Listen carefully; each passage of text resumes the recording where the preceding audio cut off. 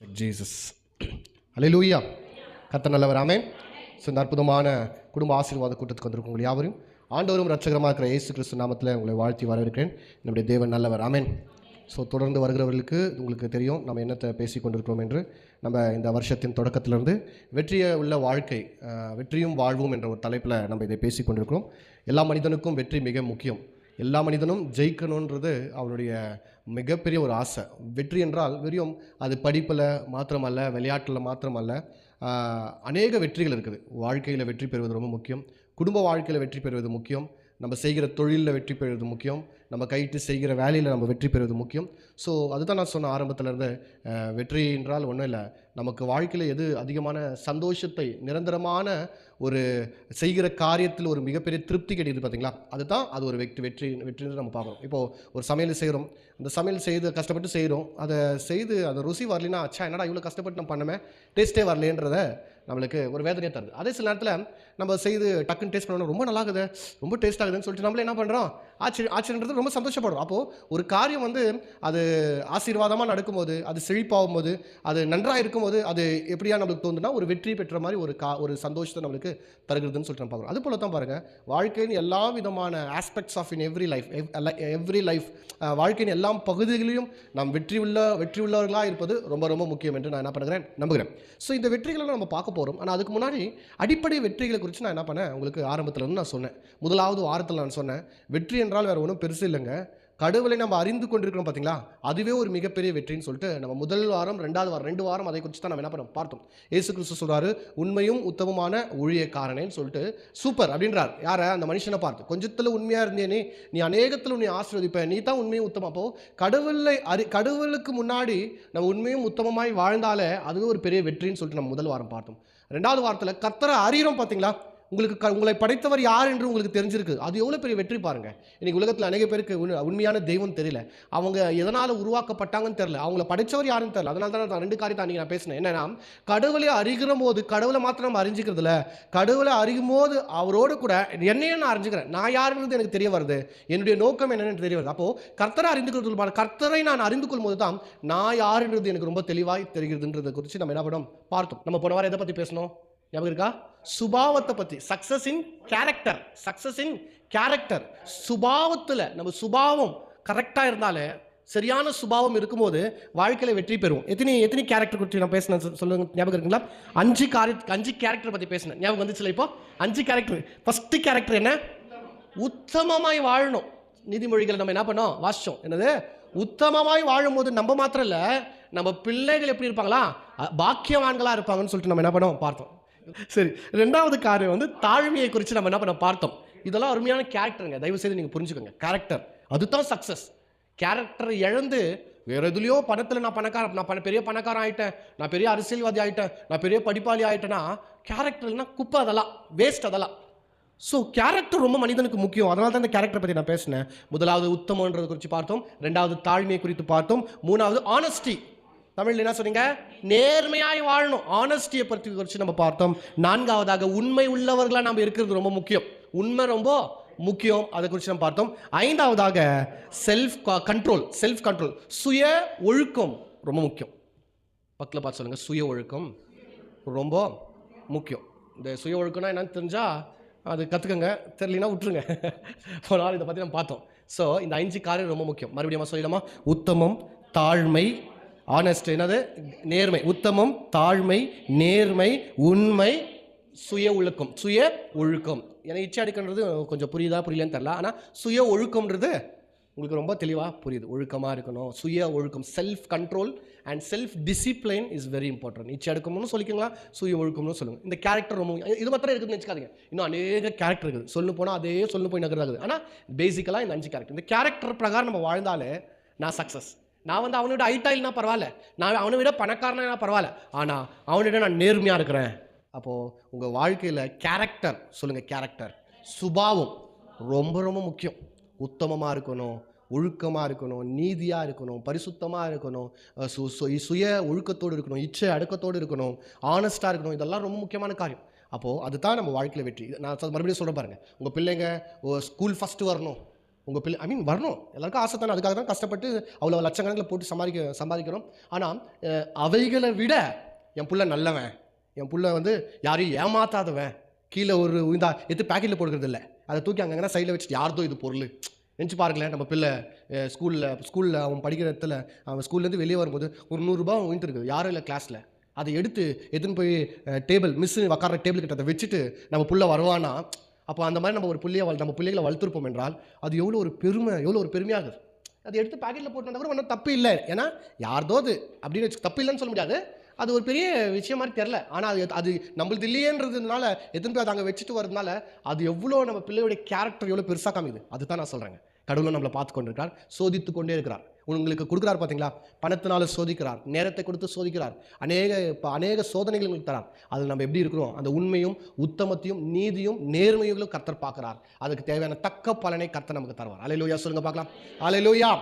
So இதை குறித்து நம்ம போன வாரம் பார்த்தோம். ஸோ இந்த நாளில் 3வது வெற்றியை குறித்து நம்ம பார்க்க போகிறோம். இது நான் அடிப்படை வெற்றியை குறித்து சொல்லிக் கொண்டிருக்கேன். அதுக்கப்புறம் நம்ம உள்ள ஆழமாக போகலாம். அடிப்படை வெற்றி என்ன, நான் கடவுளை தெரிஞ்சுக்கிறேன் பார்த்தியா, அது பெரிய வெற்றி. 2வது, இந்த பூமியில் நான் ஒழுக்கத்தோடு நல்ல சுபாவங்களோட கேரக்டரோட வாழ்கிறேன் பார்த்தீங்களா, அது ஒரு பெரிய வெற்றி. 3வது வெற்றி என்னன்னு கேட்டால் சக்ஸஸ் இன் ஃபேமிலி லைஃப். குடும்ப வாழ்வில் நான் வெற்றி உள்ளவனாக இருப்பது ரொம்ப முக்கியம். Success in family life. இன்றைக்கி நிலாவுக்கு போகிறது, நான் உலகத்தையும் ஜெயிச்சென்றது, நான் அரசியலில் ஜெயிச்சென்றது, இதெல்லாம் அது தேர்ட் லெவல். அது ஒரு பெரிய வெற்றியே இல்லை. ரொம்ப முக்கியமான வெற்றி குடும்ப வாழ்க்கையில் நம்ம வெற்றி உள்ளவர்களாக இருக்கிறோமா. எல்லாத்தையும் ஜெயிச்சுட்டு கடைசியில் வீட்டை கோட்டை விட்டுட்டா, குடும்பத்தை கோட்டை விட்டுட்டா வாழ்க்கை கெட்டு போகும்போது அது குடும்பத்தை மாத்திரம் பாதிக்கிறதுல தன் வாழ்க்கையே இழந்துடுறாங்க. சில நேரத்துலலாம் பாருங்கள், சில பிஸியான ஆட்கள் எல்லாம் பார்க்கும்போது அவங்க உழைப்பு வேலை பிஸ்னஸ் பணம்னு சொல்லிட்டு அநேக முயற்சி பண்ணி குடும்பத்தை இழந்துடுறாங்க.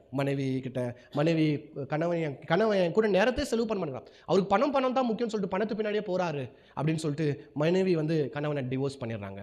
பிள்ளைங்க அப்பா கண்காணிக்காததுனால, அம்மா கண்காணிக்கிறதுனால, இப்போ பணம் சம்பாதிக்கிறதுலேயே அப்பா அம்மா பிஸியாக இருக்கிறதுனால பிள்ளைங்களுடைய போக்கு தப்பாக போய் பிள்ளைகளுடைய வாழ்க்கை சீரழிவதை குறித்து நம்ம என்ன பண்ணுறோம் அநேக நேரத்தில் பார்க்குறோம். நம்ம ஸோ எதற்காக நம்ம சம்பாதிக்கிறோம், எதற்காக ஓடுறோம், எல்லாமே ஒரு கனவை ஏன் ஓடுறான், மனைவிக்காக ஓடுறான், ஒரு கனவை ஏன் ஓடுறான், பிள்ளைகளுக்காக ஓடுறான்.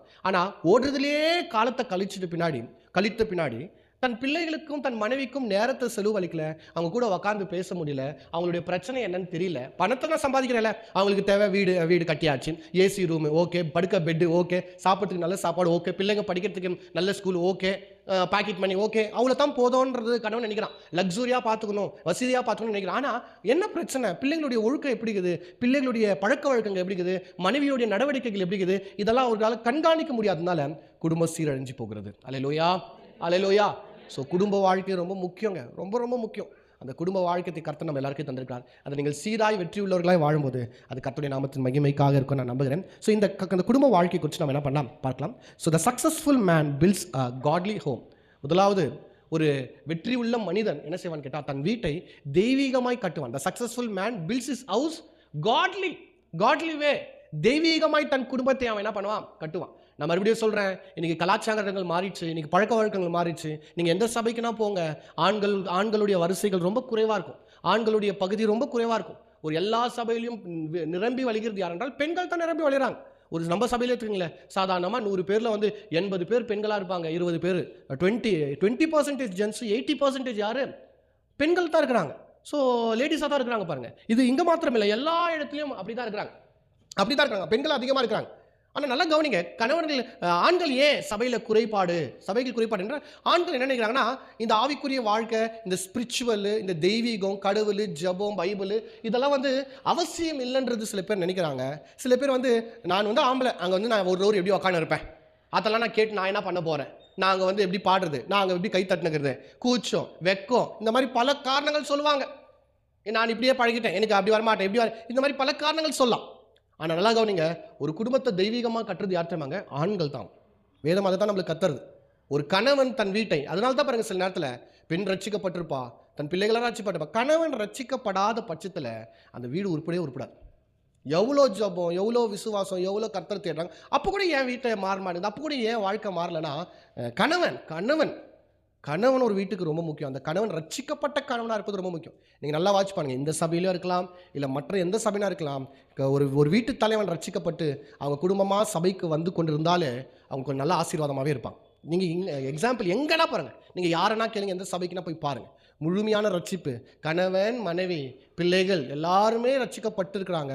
அந்த கணவன் ரட்சிக்கப்பட்டிருக்கான், அந்த கணவன் சபைக்கு வரான், அந்த பிள்ளைகளையும் தன் மனைவியும் சபைக்கு கொண்டு வரான் என்றால் அந்த வீடு பெரிய ஆசீர்வதிக்கப்பட்ட வீடாக இருக்கும் என்று நான் பார்க்குறேன். அதனால தான் உங்கள் கணவரை நீங்கள் ரட்சிப்புக்குள்ளே நடத்துறது, உங்கள் கணவரை ஆவிக்குரிய வாழ்க்கையில் நம்மளை நடத்துகிறவராய் ஒரு தலைவராய் அவர் இருக்கிற ஒரு நிலையில் இருப்பார் என்றால் உண்மையாகவே நீங்கள் ஆசீர்வதிக்கப்பட்ட வீடாக இருக்கும் என்று நான் பார்க்குறேன். ஒரு வசனத்தை கூட நம்ம வாசிக்கலாம். யோசுவா 24:15 யோசுவா 24:15 நான் வாசிக்கலாம். நம்ம எல்லாருக்குமே தெரிஞ்ச ஒரு வசனம் தான். வாசிங்க பார்க்கலாம். 24:15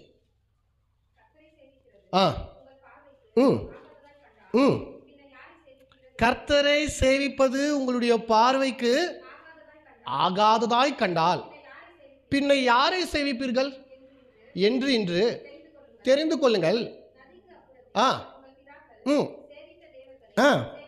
சேவிப்பீர்களோ நீங்கள் வாசம் பண்ணுகிற தேசத்தின் குடிகளாகிய எமோரியரின் தேவர்களை சேவிப்பீர்களோ நானும் என் வீட்டாரும் என்றால் கர்த்தரையே சேவிப்போம் என்றான். யாரு? யோசுவா.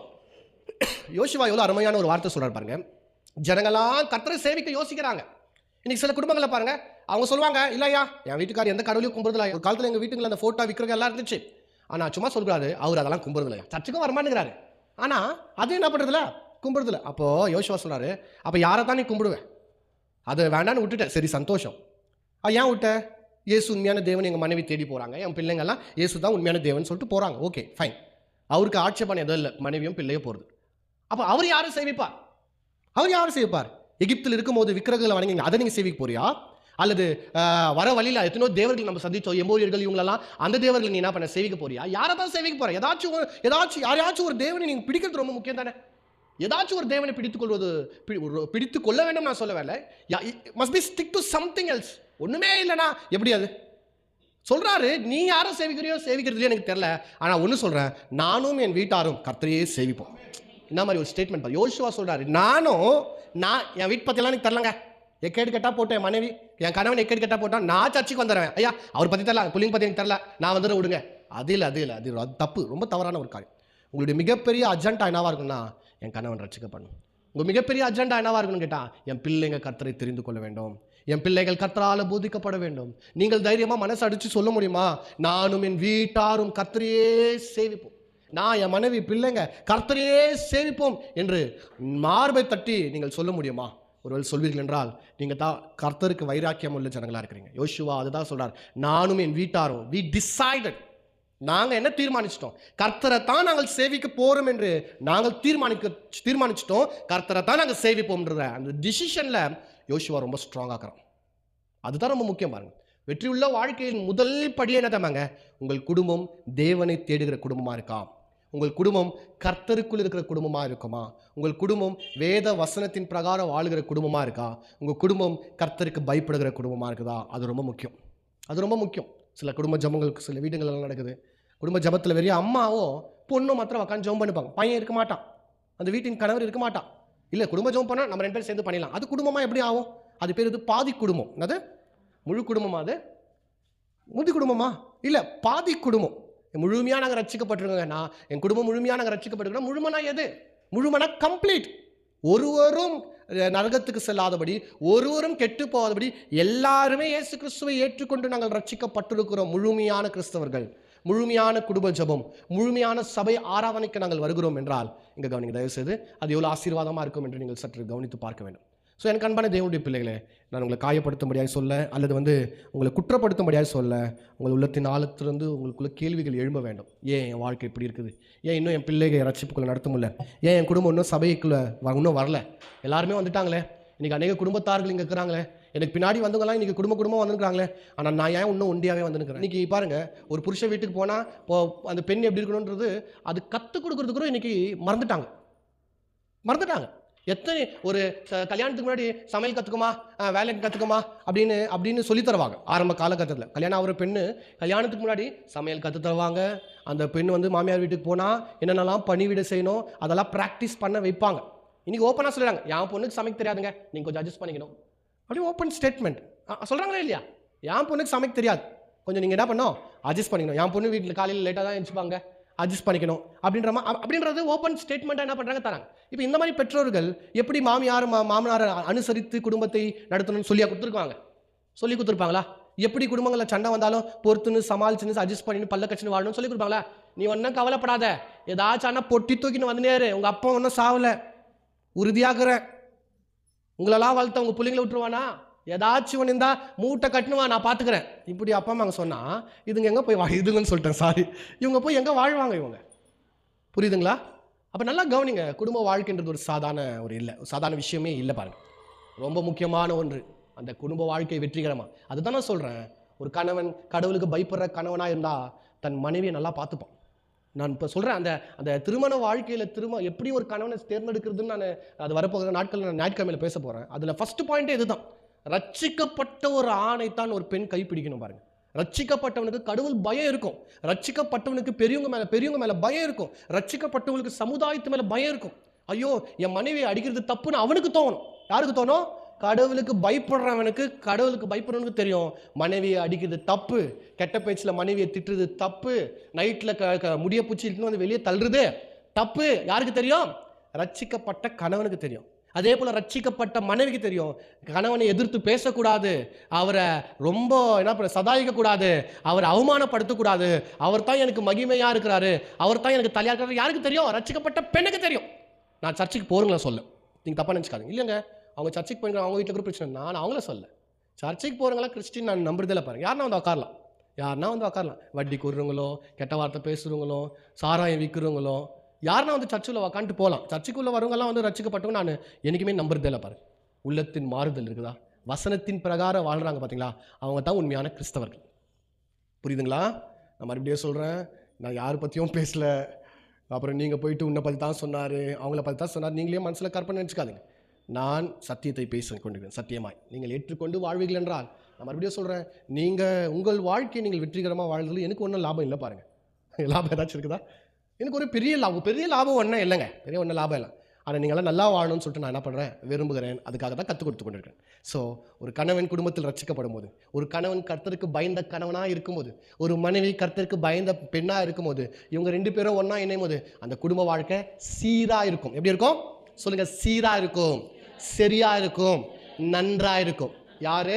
ரட்சிக்கப்பட்ட கணவனும் ரட்சிக்கப்பட்ட மனைவியும் 2 பேரும் சேர்ந்து வாழ்கிற வாழ்க்கை சீராகும், சரியாகும், அழகாகவும் நன்றாக இருக்கும் என்று நான் என்ன பண்ணுறேன், நம்புகிறேன். ஓகே, இந்த கணவன் மனைவிக்கு அடுத்ததாய் 2வது காரியம், முதலாவது நான் சொன்ன வெற்றி உள்ள ஆண் என்ன பண்ணுவான்னு கேட்டால் தன்னுடைய குடும்பத்தை தெய்வீகமாக நடத்துவான் என்று பார்ப்பானே அப்போ சொன்னேன். அப்புறம் 2வதாக மனைவி குறித்து நான் சொன்னேன். ஸோ வசனத்தின் பிரகாரம் வாழ்கிற ஒரு கணவன் தன் மனைவியை நேசிக்குவான். தன் மனைவிக்கு விருப்பத்துக்கு விரோதமாய் அவர் என்ன பண்ண மாட்டார், செயல்பட மாட்டார். அதனால தான் சொல்கிறேன், இந்த அன்பு ரொம்ப முக்கியம். இந்த குடும்ப வாழ்க்கையில் என்னது, அன்பு ரொம்ப முக்கியம். கணவன் மனைவியை நேசிக்கிறது, மனைவி கணவனை நேசிக்கிறது ரொம்ப முக்கியம். ஏன்னா அன்பு தான் எல்லாத்துக்குமே ஃபவுண்டேஷன் சொல்லிட்டு நம்ம என்ன பண்ணோம் பார்த்தோம். அடுத்தபடியாக இப்போது புரிஞ்சுக்கங்க தயவு செய்து, ஒரு குடும்பம் ஆவிக்குரிய வாழ்க்கையில் இருக்கிறது ரொம்ப முக்கியம். 2வதாக அந்த குடும்பம் ஒருவருக்கொருவர் நேசிக்கிறது ரொம்ப முக்கியம். கணவன் மனைவி நேசிக்கிறது, மனைவி கணவன் நேசிக்கிறது. 3வதாக இந்த கணவன், இந்த கர்த்தருக்கு பயந்த கணவன், கர்த்தருக்கு பயப்படுற மனைவி இருக்காங்க பார்த்தீங்களா, இவங்க தன் பிள்ளைகளை கர்த்தருடைய பயத்தில் நடத்தணும். அது ரொம்ப பெரிய சக்சஸ், ஃபேமிலி சக்சஸ். அது கப்பல் சக்சஸ் அல்ல. கப்பல்னா தம்பதியர்களுடைய வெற்றி அல்ல. நான் குடும்பம் என்று சொல்லும்போது கணவன் மனைவி மாத்திரமே குடும்பமாக ஆயிட மாட்டாங்க. இவங்களுக்கு பிறக்கிற பிள்ளைகளும் இணையும் போது தான் இது ஒரு குடும்பமாய் ஆகுது. ஆமாவா இல்லையாங்க?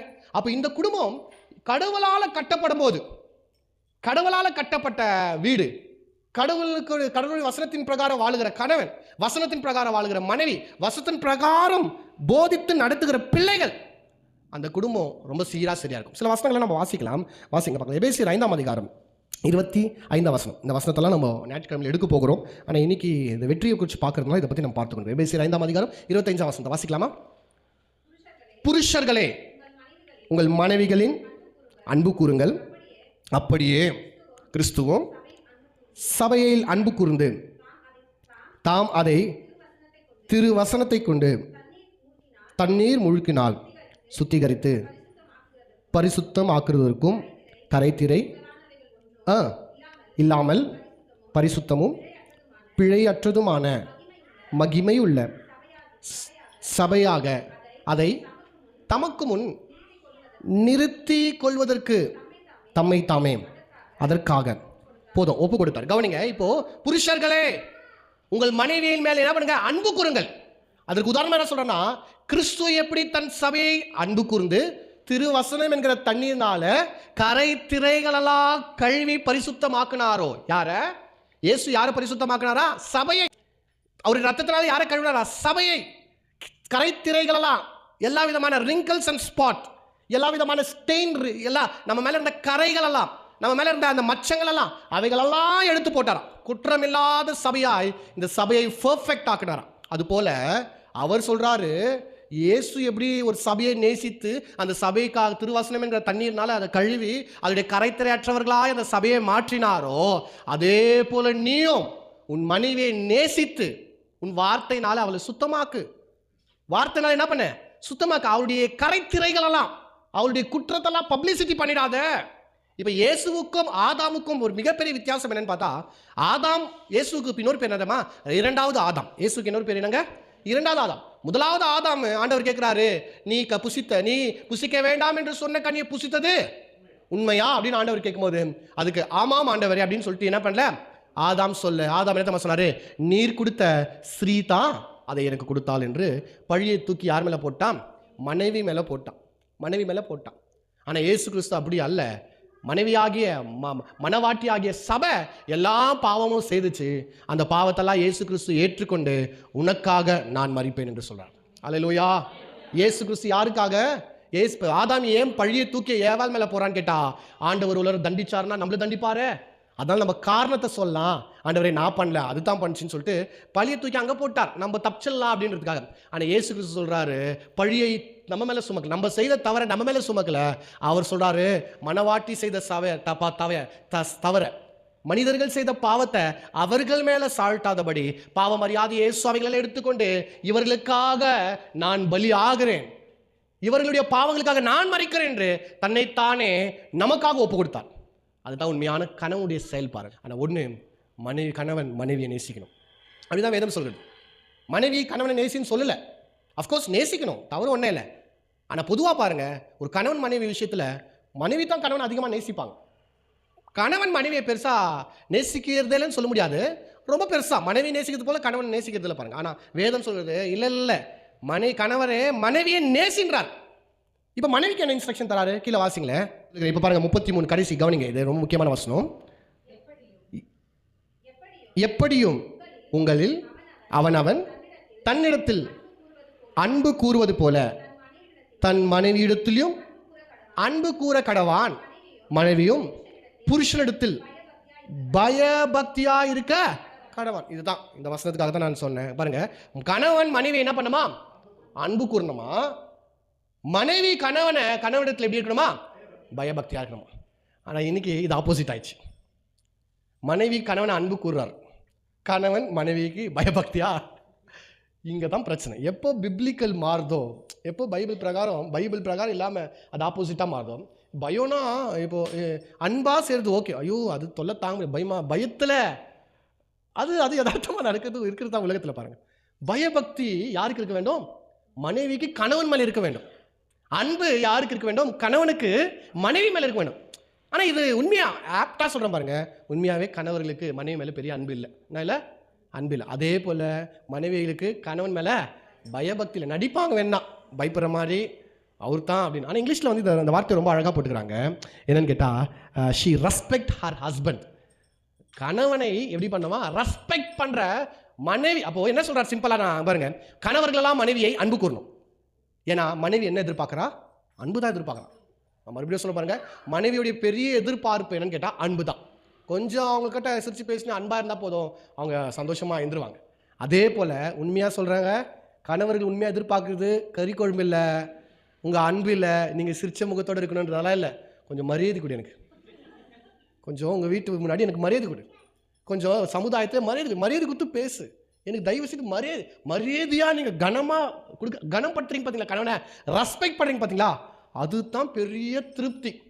கெட்ட வார்த்தையில் பேசிட்டு திட்டிட்டு நைட்டில் கொஞ்சின்னு கால் அமுத்தின்னு இருந்தால் அது வேஸ்ட்டு. ரெஸ்பெக்ட், ஹானர், அதுதான் கணவன் உண்மையாகவே எதிர்பார்க்குது. நீங்கள் ஏற்றுக்கிறீங்களோ கணவர்களுக்கெல்லாம் சொல்ல மாட்டாங்க, ஆனால் மனசில் அதுதான் இருக்குது. அதே போல் மனைவிங்க அன்பு காமிக்கிறாங்க, ஆனால் அவங்களுடைய எதிர்பார்ப்புனா என்ன, என் கணவன் நேசிப்பாரா, என் மேலே அன்பாக இருப்பாரா அப்படின்றது மனைவிகள் நினைக்கிறாங்க. ஸோ அப்போ கணவன் மனைவி என்ன பண்ணோம், நேசிக்கணும், அன்பு கூறணும். மனைவி கணவனை என்ன பண்ணோம், பயபக்தியாய். சரி, பயபக்தி வேண்டாம், அது ரொம்ப தப்பான வேர்ட் மாதிரி தோணுது. இப்படி வச்சுக்கலாமே, கீழ்ப்படுகிற ஒரு மனைவி, கணவனை ரெஸ்பெக்ட் பண்ணுகிற மனைவி, கணவனை கனப்படுத்துகிற ஒரு மனைவி. கணவனை பொதுவாக பாருங்கள், கணவர்கள் மனைவியை பற்றி அவங்க அம்மா வீட்லேயும் அவங்க ஃப்ரெண்ட்ஸ்குள்ளே இவங்ககிட்ட அவங்களாம் சொல்லவே மாட்டாங்க. கணவர்களெல்லாம் ரொம்ப ஜென்யூன் பாருங்கள். வேலை செய்கிற இடத்துல என் பொண்டாட்டிக்குது சரியான டார்ச்சர் தொல்லை, அதெல்லாம் சொல்ல மாட்டாங்க. அம்மாவுக்கு ஃபோன் பண்ணிட்டுமா இது அதுன்னு சொல்ல மாட்டாங்க. ஆனால் இந்த வேலையை பெண்கள் பண்ணுவாங்க.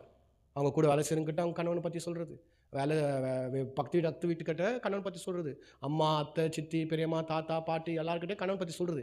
அப்போ எது பைபிள் பண்ணுன்னு சொல்தோ அதை பைபிள் மக்கள் பண்ணுறதில்லை. ஒரு மனைவி கணவனை கீழ்ப்படிந்து வேண்டும், ஒரு மனைவி கணவனை கனப்படுத்த வேண்டும். அதே போல் கணவன் மனைவியை அன்பு கூற வேண்டும். இவங்க 2 பேரும் சேர்த்து இந்த பிள்ளைகளை கர்த்தருடைய பயபக்தியில் வளர்க்கும் போது, கடைசியாக கீழே நீங்கள் வாசித்து முடிச்சுடுங்க, அதோட முடிச்சிடலாம். கீழே 6ஆம் அதிகாரம் 1ஆம் வசனத்தில் பாருங்கள், பிள்ளைகளே உங்கள் பெற்றாருக்கு கர்த்தருக்குள் கீழ்ப்படியுங்கள், இது நியாயம். எப்படி புத்தி சொல்கிறார் பார்த்தீங்களா? நீங்கள் கரெக்டாக இருந்து உங்கள் பிள்ளைகளை வளர்க்கும் போது அந்த பிள்ளைங்க உங்களை கீழ்ப்படிவாங்க. அதுதான் என்னது நியாயம். பிள்ளைகளுக்கு நான் சொல்கிறேன், உங்கள் அப்பா அம்மாவுக்கு கீழ்ப்படிறது தான் என்னது நியாயம். ஆனால் அதே நேரத்தில் பெற்றோர்கள் சரியா இல்லாத நேரத்தில் பிள்ளைங்க கேட்க முடியாது. நான் என் காதால் கேட்டுக்கிறேன், அம்மா புத்தி சொல்லும் போது சொந்த பிள்ளை நீனா யோகியமா, நீ எனக்கு என்ன சொல்கிற புத்தி சொல்கிறேன்னு சொல்கிற சில ஆண்கள் சில பெண்களை நான் பார்த்துருக்குறேன். அப்போது சில புத்திமதியை அப்பா சொல்ல முடியல பிள்ளைக்கு. டே சிகரெட் குடிக்காதரா தப்புன்னு சிகரெட் குடிக்கிற அப்பா பிள்ளைக்கு சொல்ல முடியுமா? குடிக்கார அப்பா குடிக்கார பையனை பார்த்து குடிக்காதரா தப்புன்னு சொல்ல முடியுமா?